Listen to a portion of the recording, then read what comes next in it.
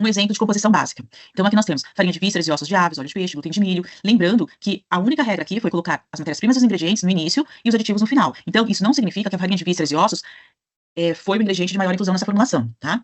Um outro ponto importante também é em relação à declaração das vitaminas. Você pode simplesmente mencionar vitamina A, B1, B2, B6, ou mencionar retinol, tiamina, riboflavina, piridoxina, ou ainda vitamina A, retinol, vitamina B1, tiamina, vitamina B2, riboflavina, vitamina B6, piridoxina e assim por diante. A mesma coisa acontece em relação aos corantes. Você pode colocar corantes e caramelo 4, amarelo crepúsculo, amarelo tartrazina, ou colocar diretamente caramelo 4, amarelo crepúsculo, amarelo tartrazina. O que você não pode é simplesmente mencionar corantes, sem identificar quais são. É válido também essa mesma informação a respeito dos conservantes e dos minerais. Você ou menciona e depois coloca entre parênteses quais são, ou então declara diretamente quais são os minerais, quais são os conservantes. Nesse caso, essa empresa ela tem os eventuais substitutivos. Então, você coloca esse campo de eventuais substitutivos, que é opcional, e menciona quais são.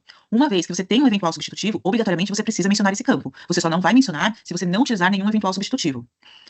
E aqui a gente também consegue ver como que funciona a questão dos transgênicos. Então, é obrigatório você identificar qual é o ingrediente transgênico na sua formulação. Então, aqui a empresa identificou com um asterisco os derivados de milho, glúten de milho, milho integral, e com 2 asteriscos os derivados de soja, farelo de soja. E logo em seguida, mencionar quais são as espécies doadoras do gene. Então, um asterisco para as espécies doadoras de gene do milho, e 2 asteriscos para a espécie doadora do gene da soja. E aí menciona.